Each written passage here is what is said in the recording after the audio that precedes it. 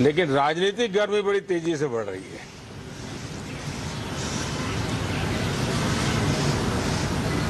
कल ही 4 राज्यों के चुनाव नतीजे आए हैं। बहुत ही उत्साहवर्धक परिणाम है। ये उनके लिए उत्साहवर्धक है जो देश के सामान्य मानवी के कल्याण के लिए कमिटेड है, जो देश के उज्जवल भविष्य के लिए समर्पित है,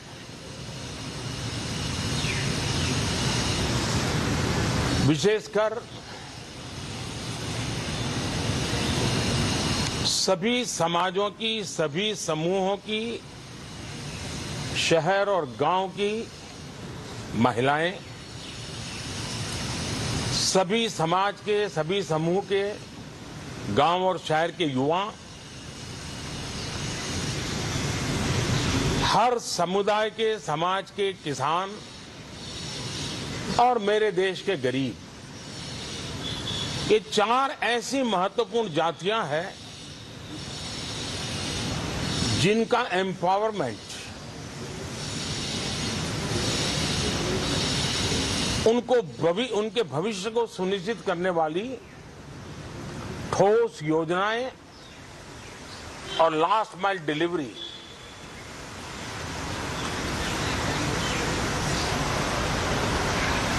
इन उसूलों को लेकर के जो चलते हैं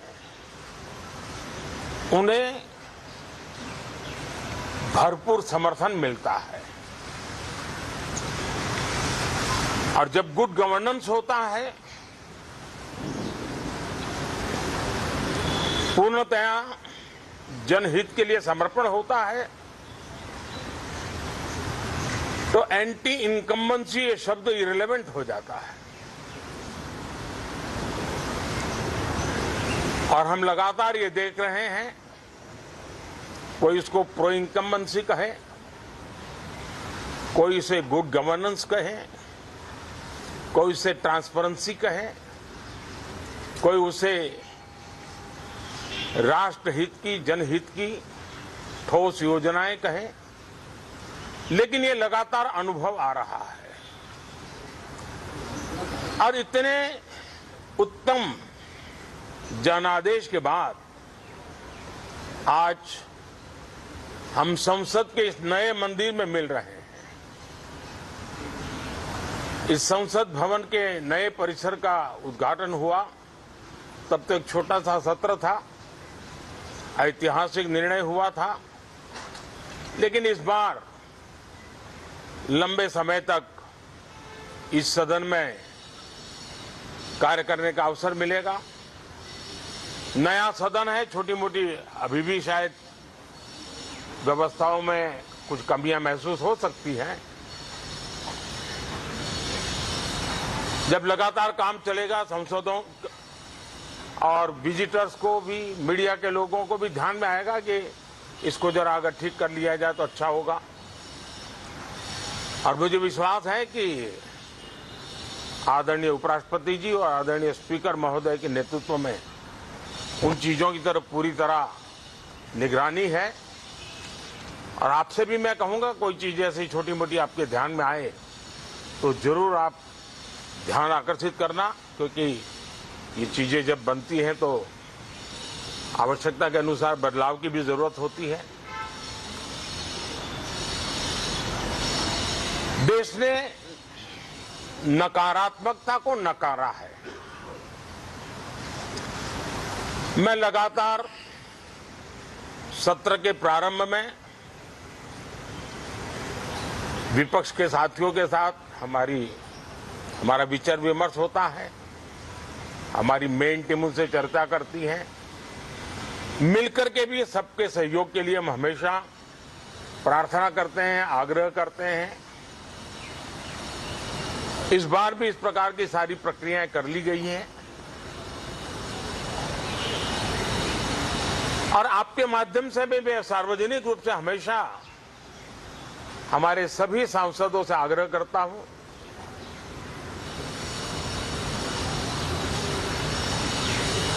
लोकतंत्र का ये मंदिर जन आकांक्षाओं के लिए विकसित भारत की नींव को अधिक मजबूत बनाने के लिए बहुत महत्वपूर्ण मंच है। मैं सभी माननीय सांसदों से आग्रह कर रहा हूं कि वो ज्यादा से ज्यादा तैयारी करके आए। सदन में जो भी बिल रखे जाए उस पर गहन चर्चा हो, उत्तम से उत्तम सुझाव आए और उन सुझावों के द्वारा, क्योंकि जब एक सांसद सुझाव देता है तो जमीनी अनुभव का उसमें बहुत ही उत्तम तत्व होता है, लेकिन अगर चर्चा ही नहीं होती है तो देश उससे मिस करता है उन चीजों को। और इसलिए मैं फिर से आग्रह करता हूं, और अगर मैं वर्तमान चुनाव नतीजों के आधार पर कहूं तो जो विपक्ष में बैठे हुए साथी हैं, ये उनके लिए गोल्डन अपॉर्चुनिटी है। इस सत्र में पराजय का गुस्सा निकालने की योजना बनाने के बजाय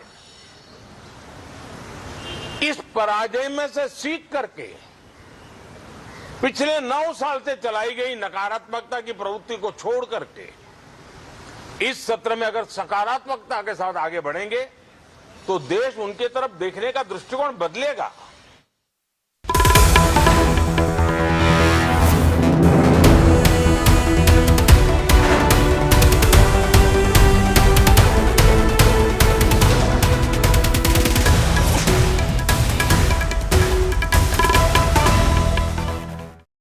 अधिकांश लोगों की धारणा है कि आयुर्वेदिक इलाज स्लो और लंबा होता है और गंभीर रोगों को हैंडल नहीं कर सकता, लेकिन जीवा आयुर्वेद ने लोगों की सोच को बदल कर रख दिया है। जीवा आयुर्वेद ने 20 लाख से अधिक पेशेंट्स की पर्सनलाइज्ड चिकित्सा की है और 400 से अधिक स्टाफ आपकी सेवा में अवेलेबल है। यदि आपको लगता है कि आपकी बीमारी ठीक नहीं हो रही है तो एक बार जीवा आयुर्वेद में जरूर कॉल करिए। तो आज ही 85 27 40 40 40 पर कॉल करिए। टॉप के वीडियोस वायरल, इंस्टा की एक एक हलचल, ट्विटर का होगा ट्विस्ट, आप नहीं करेंगे मिस। यहाँ सब मॉरल है क्योंकि सब सोशल है।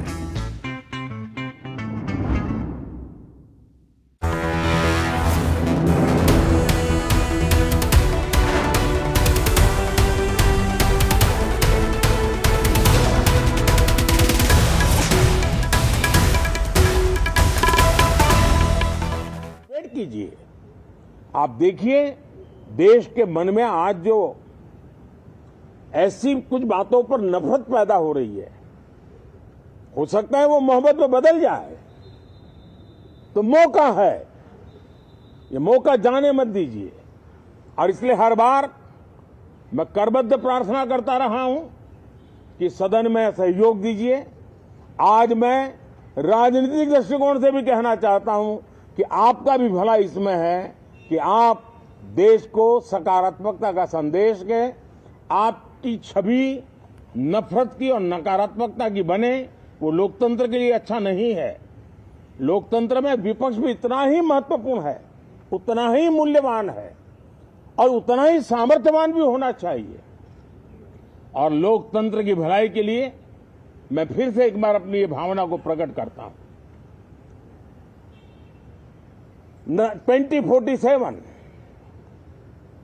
अब देश विकसित होने के लक्ष्य में लंबा इंतजार करना नहीं चाहता। समाज के हर वर्ग में यह भाव पैदा हुआ है कि बस आगे बढ़ना है।